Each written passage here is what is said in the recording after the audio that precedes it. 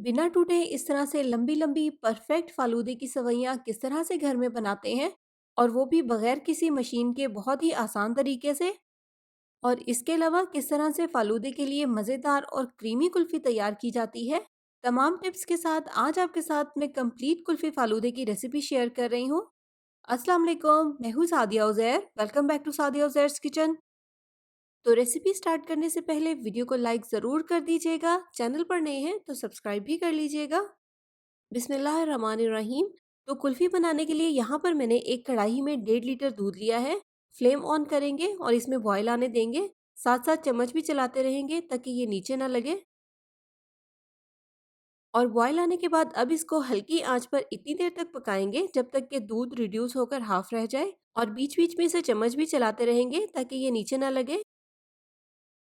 तो दूध यहाँ पर थोड़ा सा रिड्यूस हो गया है। हल्की आंच पर पकाने की वजह से इसका कलर भी थोड़ा सा चेंज हो गया है।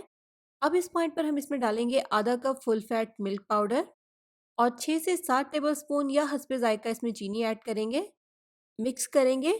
और चीनी ऐड करने के बाद ये बहुत जल्दी नीचे लग सकता है, इसलिए यहाँ पर हमें इसका खास ख्याल रखना है। लगातार चम्मच चलाते हुए इसको पकाना है। इसीलिए यहाँ पर मैंने इसमें बिल्कुल लास्ट में चीनी ऐड की है।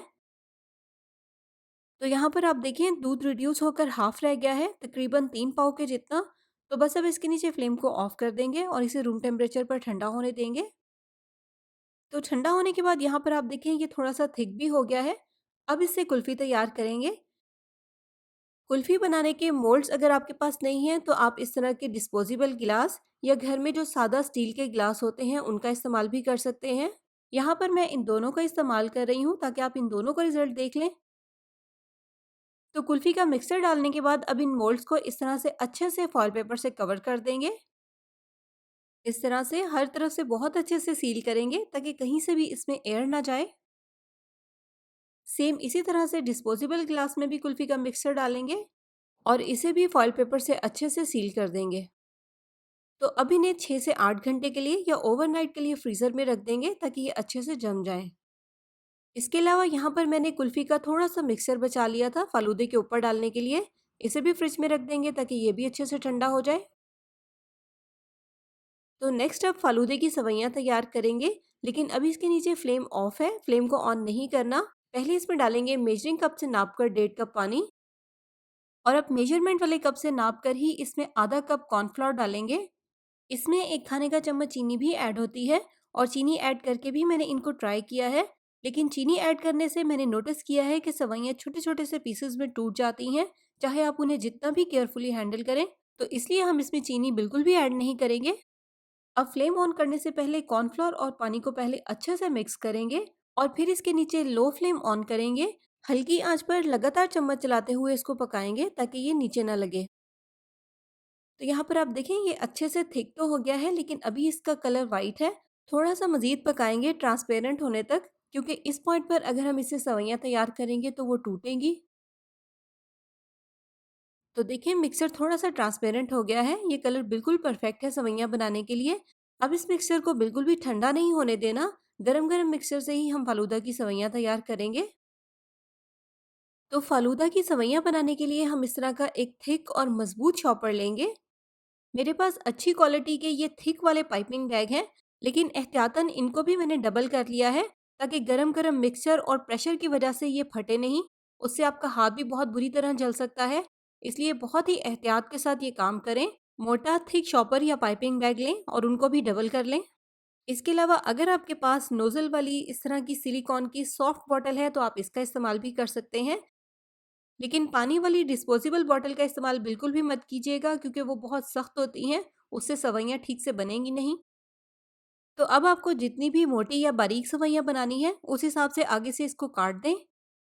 और इस शेप का अगर आप शॉपर लेंगे तो सवैयाँ बनाने के लिए आप यहाँ से इसकी कटिंग कर सकते हैं। फालूदे की सवैयाँ बनाने के लिए इसको हम बहुत ज़्यादा ठंडे पानी में बनाएंगे। यहाँ पर मैंने पानी को फ्रीज़र में रखकर अच्छे से ठंडा किया है। आप चाहें तो पानी को ठंडा करने के लिए बर्फ़ का इस्तेमाल भी कर सकते हैं।